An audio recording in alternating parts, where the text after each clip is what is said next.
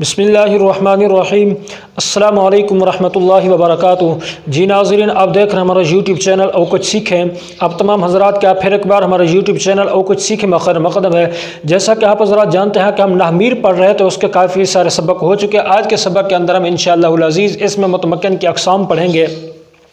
تو دیکھیں، عربی عبارت کو حل کرنے کے لیے یہ بے حد ضروری سبق ہے۔ جب تک آپ کو اس میں متمکن کی اقسام سمجھ نہیں آئیں گی، یوں سمجھ لیں آپ عبارت پر کبھی بھی اعراب نہیں لگا پائیں گے۔ یہ عبارت پر اعراب لگانے کے لیے یہ سبق بے حد ضروری ہے۔ پوری نحو کا خلاصہ اس میں متمکن کی اقسام، ان کا اعراب اور اسی طرح فعل مضارع کا اعراب، پوری نحو کا خلاصہ یہی چیز ہے۔ باقی جتنے بھی چیزیں ہیں وہ بھی ٹھیک ہے، وہ بھی سمجھنی چاہیے، تو ان کا اعراب کے اندر بھی دخل ہوتا ہے، لیکن زیادہ تر اس میں متمکن کی اقسام جو ہیں ان کا اعراب کے اندر زیادہ عمل دخل ہوتا ہے۔ اس وجہ سے اس سبق کو پورے کو دیکھیے گا اور اچھی طرح اس کو سمجھیے گا۔ اگر ایک مرتبہ دیکھنے سے سمجھ نہ آئے تو 2-3 مرتبہ اس سبق کو دیکھیے تاکہ آپ اپنی عبارت کو بہتر بنا سکیں۔ تو چلیے آج کا سبق شروع کرتے ہیں۔ سبق شروع کرنے سے پہلے چھوٹی سی گزارش ہے، اگر آپ نے ابھی تک ہمارے چینل اور کچھ سیکھیں کو سبسکرائب نہیں کیا تو پلیز جلدی سے سبسکرائب کر کے بیل گھنٹی کو ضرور دبائیں تاکہ اس طرح کے آنے والے مزید اسباق بآسانی آپ تک پہنچتے رہیں اور آپ ہمارے چینل اور کچھ سیکھیں سے کچھ سیکھ سکیں۔ اور آپ کے جتنی دوست اب آپ سیکھنے سکھانے کے ساتھ تعلق رکھتے ہیں ان کو بھی ہمارے چینل اور کچھ سیکھیں کے ساتھ ضرور جوڑیں تاکہ وہ بھی اس سے بھرپور فائدہ اٹھا سکیں۔ اور ہاں، اگر ہمارے اسباق پسند آتے ہیں تو ان کو لائک کر کے اچھا کمنٹ کر کے ہمارا حوصلہ افزائی بھی ضرور کر دیا کریں۔ تو چلیے آج کا سبق شروع کرتے ہیں اور پڑھتے ہیں اس میں متمکن کی اقسام۔ دیکھیں، اعراب کے طریقوں کے اعتبار سے اس میں متمکن کی 16 قسمیں ہیں۔ تو پہلی قسم مفرد منصرف صحیح۔ اب مفرد منصرف صحیح کسے کہتے ہیں؟ یعنی وہ اسم جو مفرد ہو، ٹھیک ہے، مفرد منصرف صحیح یعنی وہ اسم جو مفرد ہو۔ مفرد کے مقابلے میں کیا آتا ہے؟ تثنیہ اور جمع آتا ہے۔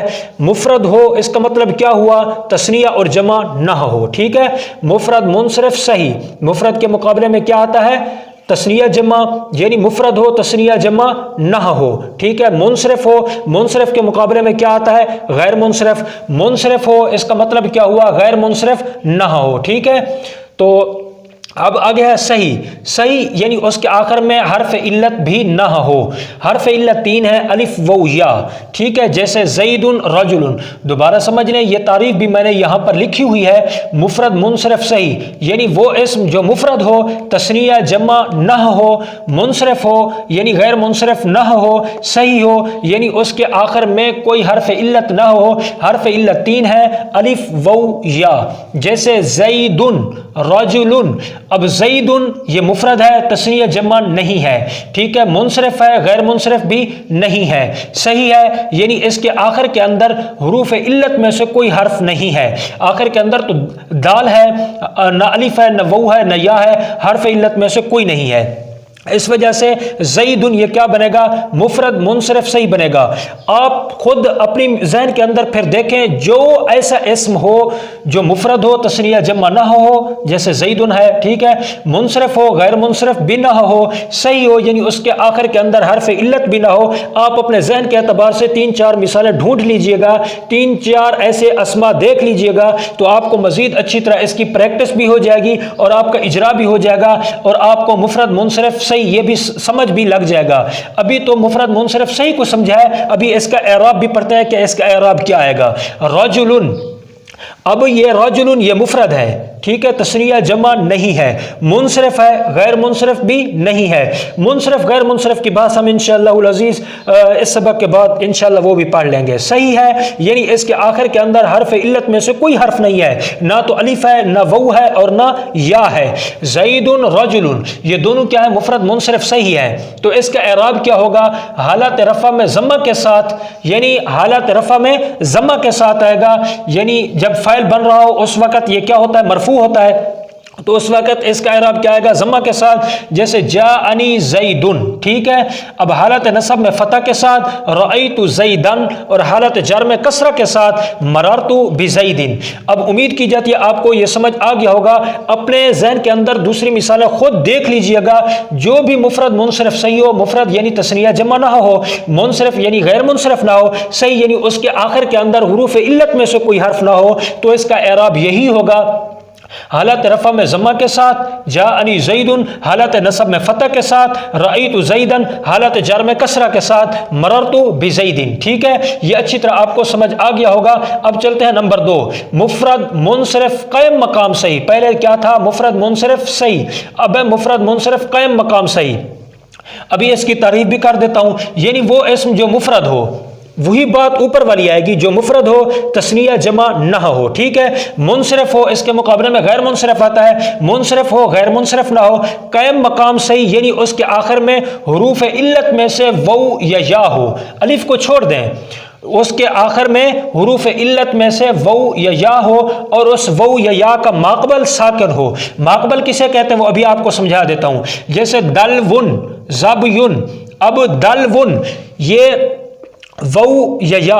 ٹھیک ہے، وو کی مثال ہے دلون. اس کے آخر کے اندر مفرد، پہلے تو آپ یہ دیکھ لیں کہ یہ مفرد ہے. ٹھیک ہے، یہ کیا ہے؟ مفرد ہے. کیوں؟ اس لیے کہ تثنیہ جمع نہیں ہے. پھر آپ یہ بھی دیکھ لیں کہ یہ منصرف ہے، غیر منصرف نہیں ہے.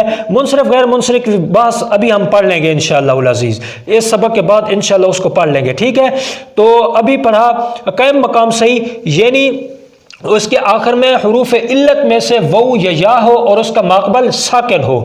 اب دلون آخر کے اندر کیا ہے؟ یہ دیکھیں، آخر کے اندر میں آپ کو دکھلا دوں، یہ واو ہے. ٹھیک ہے، آخر کے اندر واو ہے. اور ابھی پڑھا اس کے آخر میں واو یا یا ہو اور اس کا ماقبل ساکن ہو. ساکن کسے کہتے ہیں؟ یہ دیکھیں، یہ جزم. جزم جس حرف کے اوپر یہ جزم آ جائے، نورانی قاعدہ کے اندر آپ کو اساتذہ کرام نے پڑھایا ہوگا، جزم سکون ایک ہی ہوتی ہے. ٹھیک ہے، تو اب جس حرف کے اوپر یہ جزم آ جائے، یہ سکون آ جائے، وہ حرف کیا کہلاتا ہے؟ ساکن کہلاتا ہے. اب اس کا کہنے کا مطلب یہی ہے، اس کے آخر میں واو یا یا ہو اور اس کا ماقبل ساکن ہو. اب اس مثال کے اندر دیکھ لیں، آخر کے اندر واو ہے اور اس کا ماقبل کیا ہے؟ ساکن ہے. دیکھیں، ایک ایک بات آپ کو سمجھا رہا ہوں تاکہ آپ کو یہ سبق اچھی طرح سمجھ آ جائے. کیوں اس سبق پر زیادہ زور دے رہا ہوں؟ اس لیے کہ اعراب کو حل کرنے کے لیے، عبارت کو حل کرنے کے لیے اور عبارت پر اعراب لگانے کے لیے یہ اسباق، یہ سبق بہت ضروری ہے.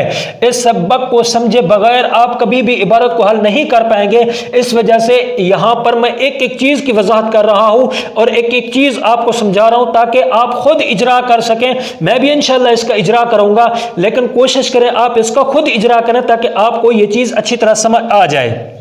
ٹھیک ہے، اب آخر کے اندر وہ ہے اور ماقبل اس کا کیا بنے گا؟ ماقبل کہتے ہیں پہلے والے لفظ کو. ٹھیک ہے، جو پہلے آ جائے وہ ماقبل ہوتا ہے، جو بعد کے اندر آ جائے وہ کیا ہوتا ہے؟ مابعد ہوتا ہے. میں مثال دوں آپ کو، یہ مثال دیتا ہوں، میں آپ کو سمجھا دیتا ہوں، میں اکٹھے لکھ دیتا ہوں یہاں پر آپ کو سمجھا دوں. یہ دیکھیں، ہوا رجل میں لکھ دیتا ہوں. چلو سمجھانے کے لیے میں لکھ رہا ہوں، اس کے ساتھ کوئی تعلق نہیں ہے، یہ ذہن میں رکھنا. یہ سمجھانے کے لیے میں لکھ رہا ہوں ہوا رجل. ٹھیک ہے، اب ہوا دیکھیں تو یہ ہے ہوا. اب یہ وہ ہے، یہ آپ کو وہ نظر آ رہا ہے نا. اب وہ سے پہلے والا جو ہا ہے، جو پہلے آئے اس کو ماقبل کہتے ہیں، اور وہ کے بعد جو را ہے اس کو مابعد کہتے ہیں. یہ ماقبل اور مابعد آپ کو سمجھا رہا ہوں. اس وہ سے پہلے جو حرف ہوگا وہ ماقبل کہلائے گا اور وہ کے بعد جو لفظ آئے گا وہ مابعد کہلائے گا.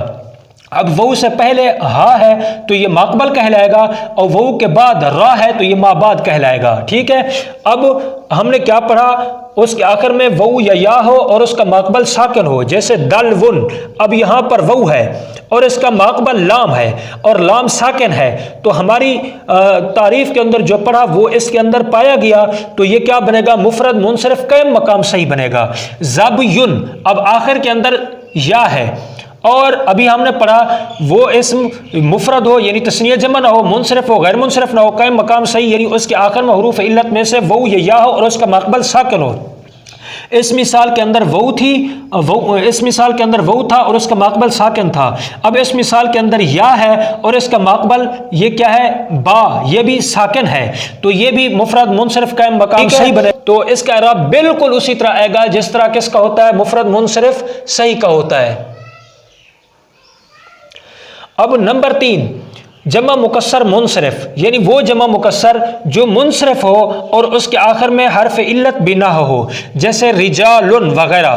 اس کا اعراب بھی اسی طرح ہوگا، یعنی جس طرح مفرد منصرف صحیح کا ہوتا ہے، جیسے حالت رفع میں ضمہ کے ساتھ، جیسے ہم رجال، حالت نصب میں فتح کے ساتھ، جیسے رأیت رجالا، اور حالت جر میں کسرہ کے ساتھ، جیسے قلت لرجال۔ ٹھیک ہے، اس کا ان تینوں کا اعراب بالکل اسی طرح ہوگا، ایک ہی ہوگا، اس کا اور اس کا اور اس کا، مفرد منصرف صحیح، مفرد منصرف قائم مقام صحیح، جمع مکسر منصرف، ان تینوں کا اعراب ایک طرح ہوگا، حالت رفع میں ضمہ کے ساتھ، حالت نصب میں فتح کے ساتھ، اور حالت جر میں کسرہ کے ساتھ۔ نمبر 4 جمع مؤنث سالم یعنی ہر وہ جمع جس کے آخر میں الف زیدہ تا زیدہ ہو، جیسے مسلماتن۔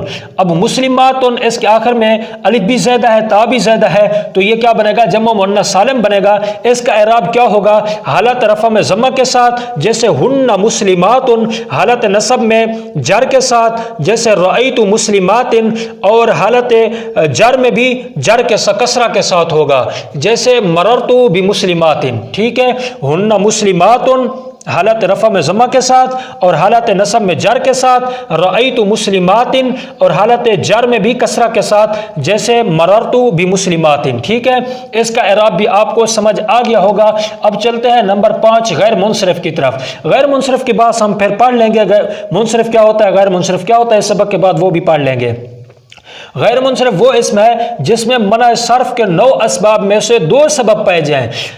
وہ 9 اسباب کون سے ہیں وہ ابھی پڑھ لیتے ہیں انشاءاللہ۔ یا پھر ایک ایسا سبب پایا جائے جو 2 سبب کے قائم مقام ہو، اس کا اعراب حالت رفع میں ضمہ کے ساتھ، جیسے جاء عمر، حالت نصب میں فتح کے ساتھ، رأیت عمر، اور حالت جر میں بھی فتح کے ساتھ، جیسے مررت بعمر۔ ٹھیک ہے، اب یہ غیر منصرف بھی آپ کو سمجھ آ گیا ہوگا۔ اب ہے نمبر 6 اسماء ستہ مکبرہ مؤحدہ۔ اب اس کی تعریف کر لیتے ہیں۔ تعریف کیا ہے؟ بس یہ اس کے الفاظ ہیں، آپ ان کو یاد کر لیں۔ ابن، اخن، ہمن، ہنن، فمن، ذو مالن۔ آپ یہ الفاظ یاد کر لیں، ابن، اخن، ہمن، ہنن، فمن، ذو مالن۔ یہ 6 لفظ ہیں، ان کو اسماء ستہ مکبرہ مؤحدہ کہتے ہیں۔ تو ان کی 4 حالتیں ہیں جو میں نے لکھی ہیں، آپ کو سمجھا دیتا ہوں۔ نمبر 1، جب یہ یا متکلم کے علاوہ کسی دوسرے اسم کی طرف مضاف ہوں، یعنی یا متکلم کے علاوہ کسی دوسرے اسم کی طرف مضاف ہوں، یا متکلم کی طرف مضاف نہ ہوں بلکہ کسی دوسرے اسم کی طرف مضاف ہوں، مکبرہ ہوں یعنی بغیر تصغیر کے ہوں۔ مکبرہ آپ کو سمجھ نہیں آیا کہ مکبرہ کسے کہتے ہیں، تو یہاں پر سمجھ لیجئے، یعنی جو بغیر تصغیر کے واقع ہوں۔ مکبرہ ہوں یعنی بغیر تصغیر کے ہوں، مؤحدہ ہوں یعنی تثنیہ جمع نہ ہوں۔ مؤحدہ واحد ہے، ٹھیک ہے، واحد مؤحدہ ایک ہی چیز ہے، تو مؤحدہ ہوں تثنیہ جمع نہ ہوں، تو ان کا اعراب حالت رفع میں واو کے ساتھ، جیسے جاء ابو کا، حالت نصب میں الف کے ساتھ، رأیت ابا کا، حالت جر میں یا کے ساتھ، مررت بابی کا۔ ٹھیک ہے، جب یہ یا متکلم کے علاوہ کسی دوسرے اسم کی طرف مضاف ہوں اور ہوں بھی مکبرہ یعنی ان کی تصغیر بھی نہ ہو، تصغیر کے بغیر واقع ہوں، مؤحدہ ہوں، تثنیہ اور جمع بھی نہ ہوں، تو ان کا اعراب حالت رفع میں واو کے ساتھ، آپ یاد کر لینا، حالت رفع میں واو کے ساتھ، جیسے جاء ابو کا، حالت نصب میں الف کے ساتھ، رأیت ابا کا، حالت جر میں یا کے ساتھ، مررت بابی کا۔ یہ ایک آپ کو سمجھ آ گیا ہوگا اسماء ستہ مکبرہ مؤحدہ کی پہلی صورت۔ اب ہے اسماء ستہ مکبرہ کی دوسری صورت۔ جب یہ اسماء ستہ مصغر ہوں یعنی ان کی تصغیر لئی گئی ہو، تو وہ 6 الفاظ ہیں، ابن، اخن، ہمن، ہنن، فمن، ذو مالن۔ ٹھیک ہے، جب یہ اسماء ستہ مصغر ہوں یعنی تصغیر میں واقع ہوں، ٹھیک ہے، تو ان کا اعراب حالت رفع میں ضمہ کے ساتھ، جیسے جاء ابی، حالت نصب میں فتح کے ساتھ، رأیت ابین، حالت جر میں کسرہ کے ساتھ، مررت بابی۔ نمبر 3 تیسری صورت اسماء ستہ مکبرہ کی، جب یہ اسماء ستہ مکبرہ کسی اسم کی طرف مضاف نہ ہوں یعنی کسی بھی اسم کی طرف مضاف نہ ہوں۔ پہلی صورت کیا تھی؟ یا متکلم کے علاوہ کسی دوسرے اسم کی طرف مضاف ہوں، اب کیا ہے؟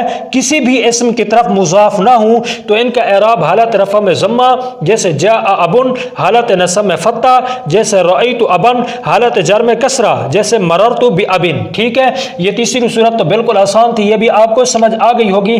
اب ہے نمبر 4 چوتھی صورت کس کی؟ اسماء ستہ مکبرہ کی، ٹھیک ہے، جب یہ اسماء ستہ مکبرہ یا متکلم کی طرف مضاف ہوں، پہلی صورت کیا تھی؟ یا متکلم کے علاوہ کسی دوسرے اسم کی طرف مضاف ہوں۔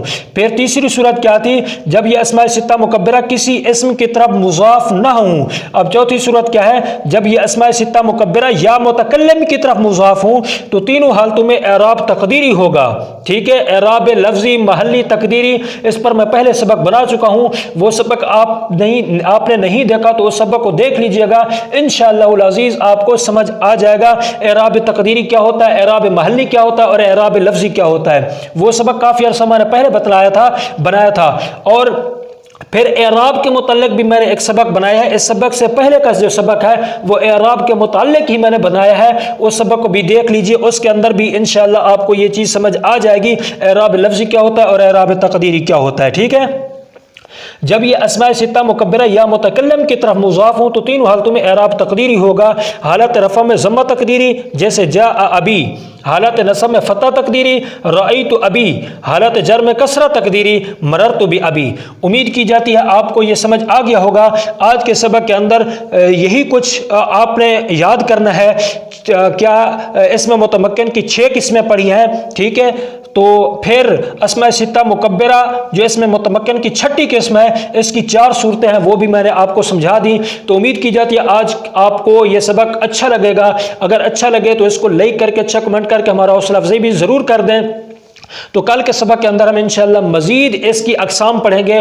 تو آج کے لیے اتنا ہی، اور ملتے ہیں اگلے سبق کے اندر۔ اپنا بہت بہت خیال رکھیے گا اور مجھے اپنی خصوصی دعاؤں میں یاد رکھیے گا۔ السلام علیکم ورحمۃ اللہ وبرکاتہ۔